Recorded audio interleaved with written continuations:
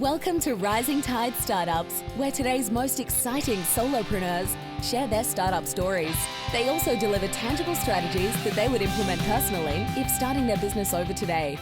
Each episode is a startup masterclass. Make sure you take notes. Take it away, Kevin. This is Kevin Pruitt with another episode of Rising Tide Startups, and my guest today is Tricia Dunlap. Tricia, thanks for joining us on Rising Tide. Yeah, you're welcome. I'm excited to be here. So tell our listeners a little bit about Tricia. So, well, it's a little crazy. It starts with me Start getting at the married. beginning. At the beginning. Well, not at the beginning, That's but right. I actually I got married at 19 with all of the dubious judgment of a 19-year-old, of course. A guy who is 8 years older, and as a consequence of that, I went to 3 colleges in 4 years. Oh. And yeah, I know. And I loved political science and law and like the Constitution and all of that wonky government stuff. And I really wanted to go to law school at that time. But it was not, the dynamics of that marriage were just, it was not possible. And then I got pregnant with my daughter in senior year. So I had her right after I graduated. And it just made a logical extension that I would go into teaching. It's family friendly, all of that. So I became a teacher, which I loved, absolutely loved. I was a high school teacher for a total of 12 years. Took a break in the middle to get a master's degree in the Constitution, glutton for punishment. So was this poli-sci that you were teaching, or political science, history? I was teaching government predominantly. Sure. Yeah, government and U.S. history. Mm-hmm. Because when you're a social studies teacher in a public high school, you teach whatever, anything under that umbrella, Exactly. regardless of what your own true love might be. Right. Psychology, sure. But anyway, so I was a teacher, and the seeds of going to law school were actually brought in a flood. My whole life basically just fell apart. When I was 32 or 33, my marriage, my husband moved out in January of 2003. And then on Memorial Day, 7:00 in the morning, I woke up to firemen pounding on my front door. They were there to evacuate me. Ma'am, we're here. Your house is about to flood. And I turned around and looked out the picture window of the family room. And sure enough, we had a creek that was like 200 feet from the back door.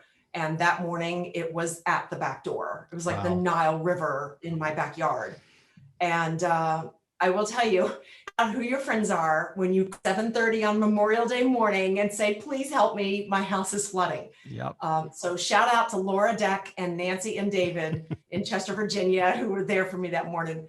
But anyway, me and my kids, I'd never lived on my own. I'd never paid my own bills. I was just getting my feet under me as a single mom, and all of a sudden this hits, and I moved to the basement, and it took a couple of months to get the house back into shape. The flood wasn't too bad, but flood insurance wouldn't pay for a bunch of stuff, so I'm fighting with them. And anyway, we got back in by the summer, and we had a drought, thank God. And we had torrential rains. That's what caused the flood. Mm-hmm. So September comes, and anyone who was living in the Central Virginia area in September of 2003, you will never forget Hurricane Isabel. Yep. And the minute they started forecasting Isabel, I said to myself, it's going to flood again. So I started packing up the house about a week ahead of time. I moved, and it's like, well, do I move stuff to the top floor all the way up there? Or do I have to like literally move it off the property to, these questions you never have to think about until you have a house that floods. Don't have a floodplain. But anyway, so Hurricane Isabel came, and sure enough, the house was under like 6 feet of water for 2 days. And I said to myself at that point, I will never again put my children in this house. Like the trauma they'd had that year, their dad moving out and losing him, and me not making ends meet, working 2 and 3 jobs. Then we get a flood in May, and we're living, it was awful. And I still had to pay a mortgage on this house that we couldn't live in because 6 feet of water for 2 days you're not getting back in there anytime soon. Right. Flood insurance does not cover a lot of what you think it would. Yep. So I got FEMA assistance. We're living in an apartment, but now I have this house that I still have to pay a mortgage on. What am I going to do with it? And it's still in the So I floodplain. started doing research. And floodplain, right? Like there's no fixing this. The house had been built before there were zoning rules even. So I started doing research, and I found this grant that FEMA has.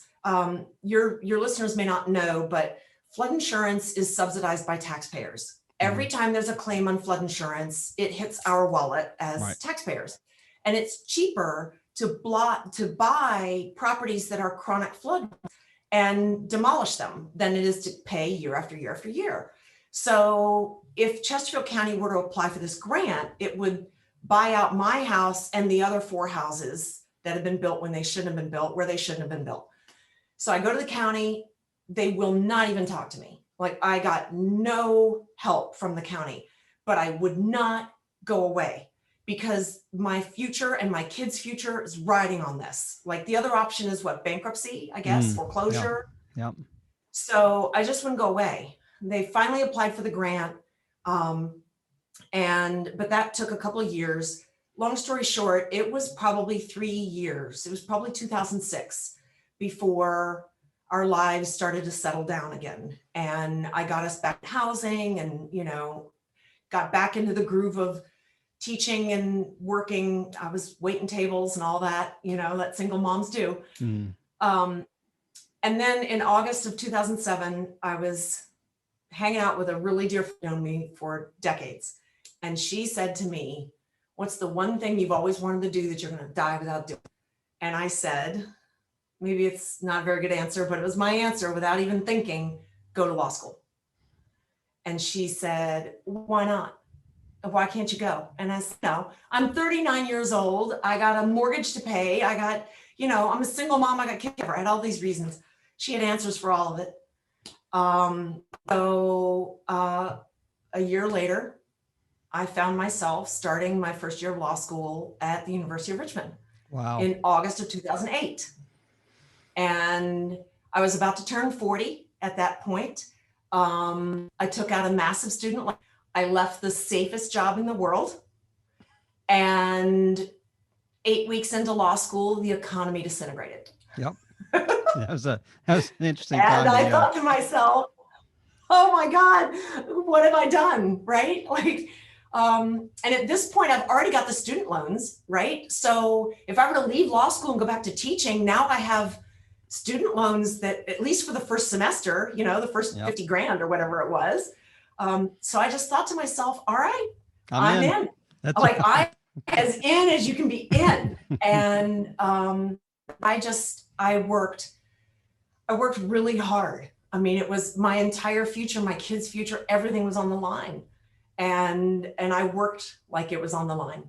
Well, you were so motivated though. You were uber motivated. I mean, just think of like a kid that just goes to the 4 years of undergraduate, gets, is kind of the what's the term that not an endowment kid, but a kid that, just kind of lives on the inheritance. Trust fund kid. There you go. Just steps right into law school, gets into Harvard because of dad or mom, not because of, any aptitude or ability. And they just kind of faff it away. And you're going, you had a completely different motivation. Oh, there was no option for me to not have a job when I graduated in 2011. Like, that was simply not allowable. But it's funny, in hindsight, the path that I took, the fact that I didn't go to law school at 22 or 23 or whatever, actually ended up being a real blessing. Oh, I bet. Because it gave maturity and the grit, to just dig in, and I was just going to make this happen. And I probably owe my fellow law students a few apologies along the way, because I was probably a little intense here and there in class, but I had a lot on the line. So at any rate, I finished in 2011, and I worked for a little consulting company for a little while, and because the economy was just abysmal, there were not a lot of lawyer jobs. But then I got an amazing offer in 2012 from McGuire Woods, which is, it's one of those giant, 1,000 attorney law firms. They're here in Richmond. Yep. And that was just a phenomenal opportunity. I loved it. It's a great firm. I worked with some amazing, brilliant lawyers on really interesting projects. But I will say, I realized relatively early on that it wasn't a fit for me. Maybe it's because I was older, who knows why. I'm non-traditional. They called us a non-traditional law student, right? I'm in lots of ways. So for all that McGuire Woods is an amazing place, it just wasn't a fit for me. Yep. So I'm sure people who knew me then remember, they probably thought I was a little weird. I don't know, because I decided I was going to be hardcore frugal so that I could pay down my student loans and squirrel away every penny. So I would ride my bike to the office so I wouldn't pay for the parking garage. I'd put my bike on the car and like 2 miles out from the office and park where it was free, and then ride the last 2 miles on my bike. And, I saved a lot of money doing that. And I made my own bread and my own yogurt. And, I cut the budget to the bone. We were eating a lot of lentils. I knew there was something else coming. I thought it would probably be my own law firm. And I knew that I would need to have some cash if I wanted to do that. And lo and behold, in 2015, it was time to go. And I started Dunlap Law on September 1st of 2015, all by myself and without a single client. So I just truly believed that if I put my heart and soul into it and worked as hard as I knew I could, if I provided really great legal advice to small businesses at a reasonable fee, that we would thrive. And here we are a little over 5 years later. I've got 4 attorneys, or 4 counting me, so 4 of us total, right? And a paralegal and an assistant, and we're having a blast. It's great. So let me take a little pause here and recap what we've talked about so far. So what have we learned? We've learned that she took a non-traditional path, that she burned the boats, and that legumes are cheap. I mean, those are the things. The legumes are the new ramen. So, That's right. Lentils are the That's new right. new ramen. So, I love the story of, riding your bike to, parking 2 miles away because it's free and I can ride my bike the rest of the way. But I mean, that's the kind of thing that builds grit. I'm sure some of the partners saw me doing that, and I thought to myself, who is this woman? And what is she doing? But, I had a goal. So did you focus on any particular, I mean, you mentioned, helping small businesses, but was that your goal from the beginning? Or were you like, I'm going to take anybody because I got to start generating some revenue here initially, and then we can kind of refine later? Well, when I was at McGuire Woods, actually in their real estate, but I was there in 2012 and 13, when even though technically the recession was over, it really wasn't, especially not for real estate. Anyone in the real estate industry knows that when a recession hits, there's a lag time before it hits the construction industry, right? Because you've got the pipeline. And then at the end of the recession, there's a lag time before you recover. So there was not a whole lot of real estate work to be done. And what that meant is that I was basically like going hat in hand practically around the firm. Like, do you need any help? Do you need any help? Do you need any help? Helping any partner, doing any work I could get my hands on just to learn and grow and, justify my existence.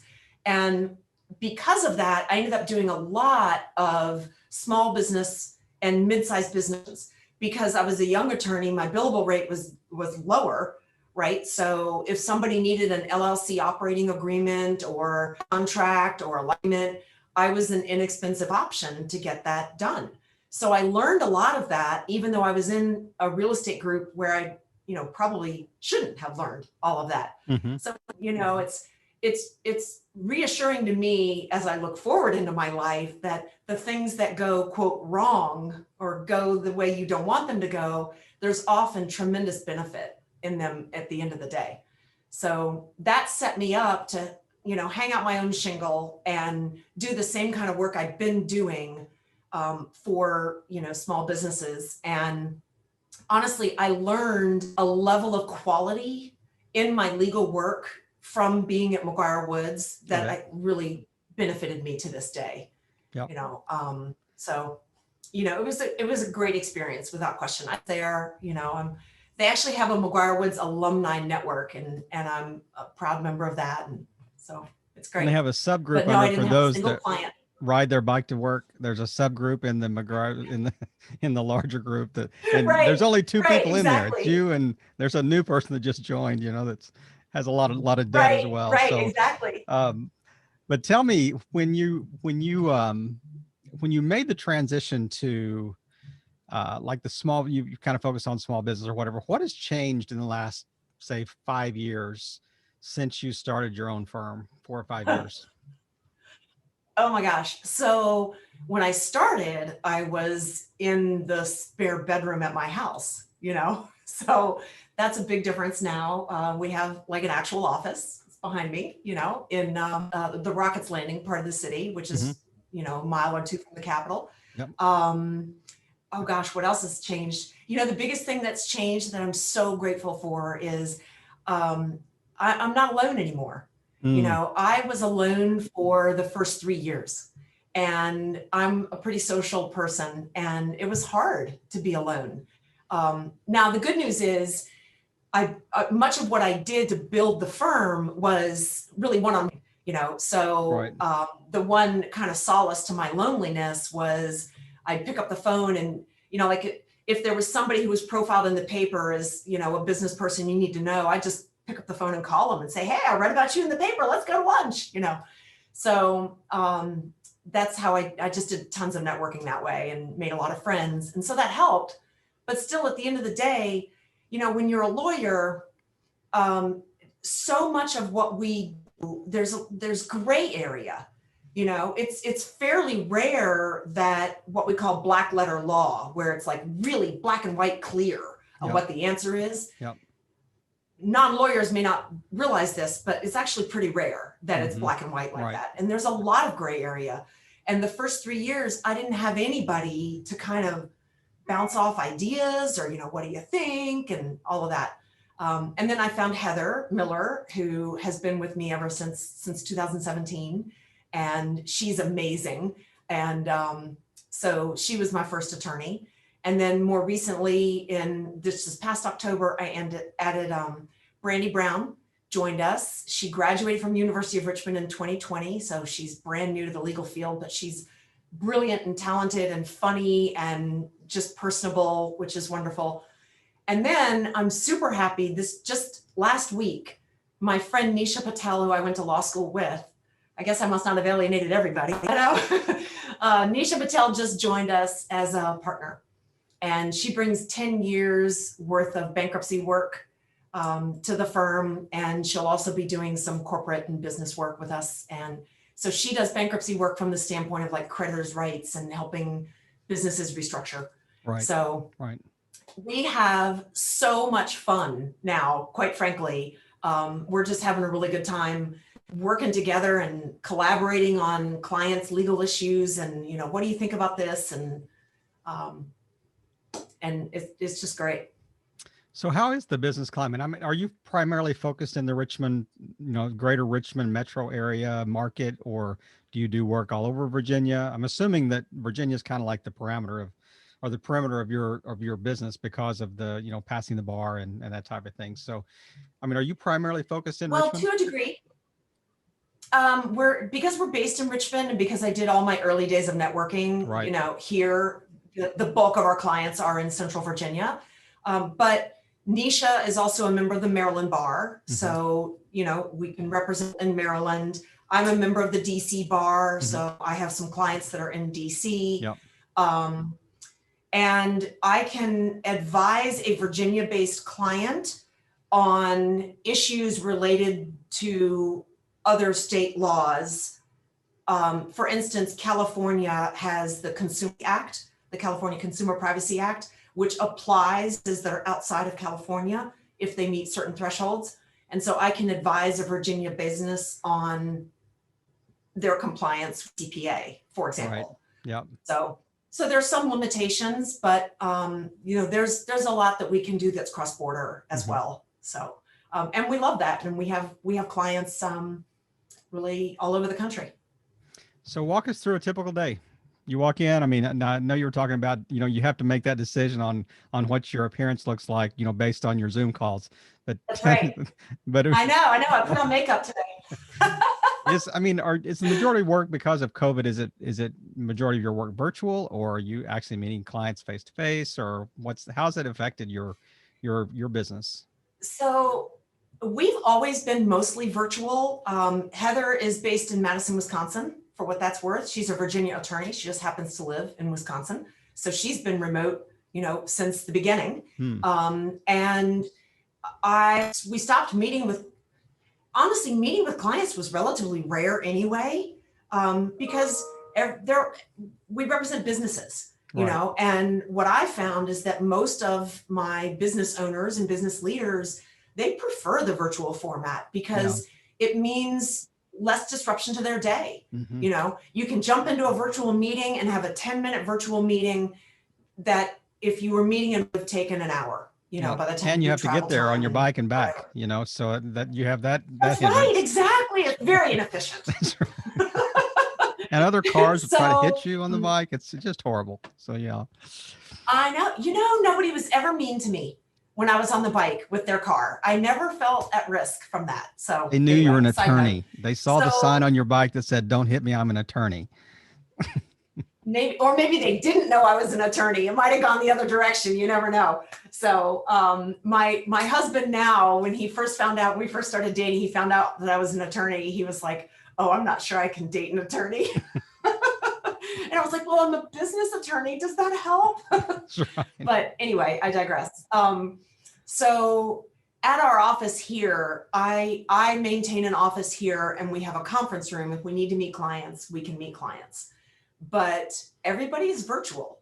Now, if Nisha or Brandy need to come into the office and meet a client, then certainly we can do that. But my goal is to, number one, try to keep our model affordable, and also try to really, and in a minute, I'd love to talk about law firm culture, because that's something I'm really working hard on. I want to build a culture that's really empowering to and part of that means to be really fair in my compensation of them. And if I keep my physical footprint small, then more money to share with my team. Yeah. And I don't really see the need for a big physical footprint. So I'd just rather pay people well and keep my rates, reasonable. That seems to be a better business decision. I applaud that. But I'm interested to hear, is there a balance though? I mean, if I'm a business owner and I meet with you and you're in a 6x6 office with an old computer sitting on your desk because you're trying to save money. I mean, is there in reality, is there a perception that you kind of have to meet a little bit and kind of have to play the game a little? Well, nobody asks for that. Now, here's where a virtual firm really needs to invest their money. They need to be, and for what it's worth, I have a specialty in data privacy and cybersecurity. I'm a certified information privacy professional. So one area that a virtual firm, or frankly any firm, but especially a virtual firm, really needs to invest their money in is making sure that their virtuality is top notch. Quite frankly, that's a lot more important than having a fancy building. So that's a big part of my focus. And making not only that we have the infrastructure necessary, but that also that my folks, that our whole team is really trained and sensitive to these issues. Because quite frankly, the biggest Achilles heel for almost every business is the people in it. That's the leading cause of a data breach. People doing something, either they do something stupid or they're just not thinking And quite frankly, my peer profession are, I'm noticing it's better now, but in the not distant past, like a year or 2 years ago, it was not unusual for me. I remember not long ago, a year or two ago, maybe, I got an email from an attorney who's opposing counsel. He had to send me very sensitive documents that had things like client social security numbers in them. And he sent it as an attachment to an unsecured email and almost exploded. Are you kidding? Like, lawyers have an ethical duty to protect client confidences, and that's in how we handle your electronic records as well. Wow. So anyway, that's where I put a lot of my focus. So I mean, it sounds like to me that as your law firm has kind of progressed, that you have kind of narrowed and niched down a little bit. I mean, would that be fair to say, or are you still, kind of a generalist in the small business space? We do a lot of general counsel work for small to mid-sized businesses. And I would define that as anything from startup, and we can form your LLC for you and your, 3 buddies who want to start a, fly fishing business. Or we can, represent, some of our clients have $20 million in annual revenue and, 100 employees, for instance. Right. But they don't necessarily have an in-house general counsel. Right. So, we can kind of run the gamut in there. And then along the way, we do have some specialties. I have the data privacy and cybersecurity specialty. I actually also have some deep knowledge in corporate sustainability and in how companies can measure and manage their ESG footprints, right. And then disclose that to investors. That was a big thing for me when I was at McGuire Woods and then afterward. But also, Nisha with her bankruptcy expertise, particularly working with that may have to restructure coming out of the pandemic. And with Nisha's expertise on the bankruptcy and financial side of restructuring, we can provide the corporate side of the restructuring. So I think we're positioned for some really great growth in the near future. And I mean, when you're setting up it's like an LLC for a company, are you also advising them on tax structures and things like that, or do you kind of bring in an accounting firm to assist you with that, or how does that work? Yeah, we'll defer to accountants. We'll put really basic things like, okay, if you're going to need to issue K-1s, you're going to need to have an accountant who can track your capital accounts within the LLC, things like that. But we don't play them on TV. Yeah, exactly. So I will happily refer out. I have a number of accountants that I refer out to, and I'm happy to do that. So Tell me, what has been your main driver this year? You talked a little bit about culture, but what else has kind of driven you as you're kind of leading your firm this year? And has there been like a buzzword or something that other than COVID that you would say is kind of the first thing that comes to mind? I'm going to answer you the same way I answered my dear friend who what I was going to die without doing, right? The first thing that comes to mind without even pausing to breathe, and the first word was help. I just, when COVID hit, I started getting like panicked text messages and emails from clients. Congress passed the Families First Coronavirus Relief Act, which required businesses to give paid leave to people. And I'm getting texts from clients saying, oh my God, is this real? How do I do this? Like, I don't have any revenue. How can I pay my people if they're, it was just, the fear was real, and I thought to myself, I'm just going to help. I'm going to do everything I can to help. And at that point, it was just me and Heather, and we have an assistant, but it was just me and Heather as attorneys. And I briefed on the FFCRA, and we created a page on our website, and the brief is there and it's free. And because I was a high school teacher, one of my skills, which I never thought would be an advantage as a lawyer, but it's true. One of my skills as a lawyer is that I know how to phrase things in a way that's accessible. Because if I can teach the Federalist Papers to 17-year-olds, then I can explain the FFCRA to her, in a way that's going to be something that they can understand. So I briefed on the FFCRA, I briefed on the PPP loans, and then I updated it every time the rules changed, which I lost track of how many times that was. And then with all of the issues that were coming out, Virginia passed mandatory workplace safety rules. I briefed on those, which are very vague in how they're written. And then I turned to YouTube and literally started doing videos, having no idea what I was doing. It was literally like, take my iPhone and put it up in front of me and just talk about whatever people were worried about. And the first videos were awful. And then my marketing guy was like, okay, look, if you're gonna do this, we have to at least, clean it up a little bit here. So, so we've gotten better, the videos are better, but they're still not super fancy, I'll get to that. And I had brown hair when the videos started. I don't have brown hair anymore. So, so a lot has changed, but our word of 2020 was help. How can we help and how can we make it free? Because we want our clients to survive, Yep. Small business is the heart and backbone of this country. Yep. And if small business doesn't survive, then, I just can't even think about it. We have to yep. survive. Yeah. My university degree was in economics, so I agree wholeheartedly with you, and very much a, kind of a capitalist at heart. And I just love the whole idea. That's why I do this podcast, is to talk about, the startup of businesses, whether they're online, whether they're brick and mortar or some combination thereof. But I really want to kind of give you the space to kind of wrap us up today and just touch on, maybe one or two things that we haven't really touched on that you want to kind of, really focus on as we're kind of wrapping up here. And also I want you to tell people where the best place to find you online is, other than YouTube and brown hair. Right. So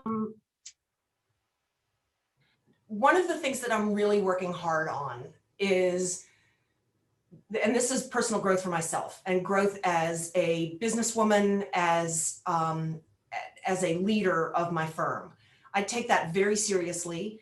And I see my role in my firm as building a healthy culture with a platform where my attorneys can thrive doing what they do best. Because if my attorneys are thriving, if my attorneys are happy, if my attorneys get what they need, then that is going to flow through to our clients.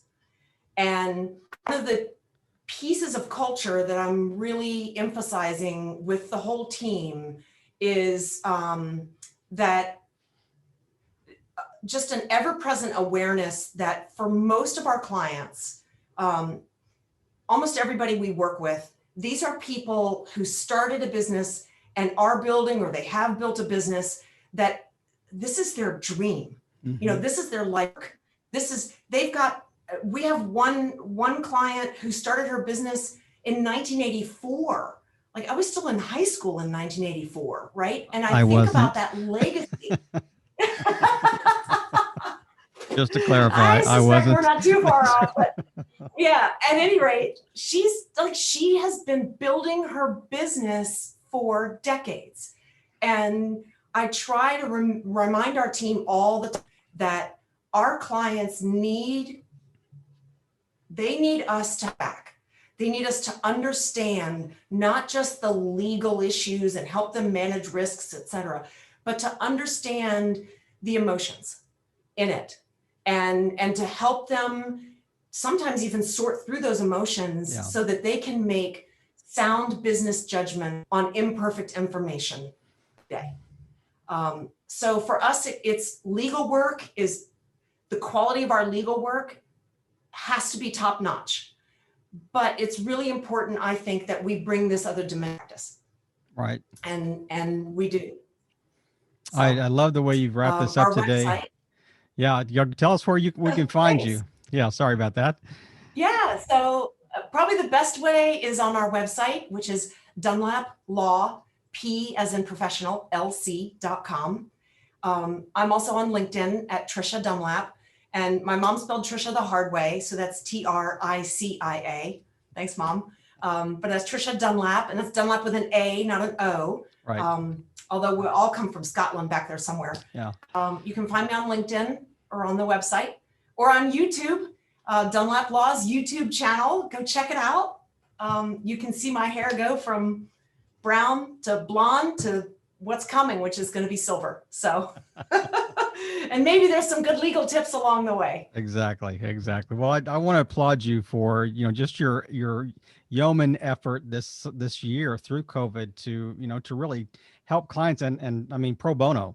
I mean, which is, probably a dirty word for most attorneys out there, but the whole idea that you really just wanted to kind of help just really plays into the whole ethos of Rising Tide.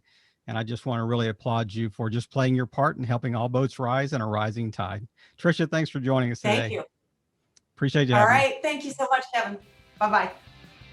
Another episode in the books. We hope you heard some great takeaways. Don't forget to subscribe and leave a 5-star review on iTunes and YouTube. As always, thanks for listening to Rising Tide.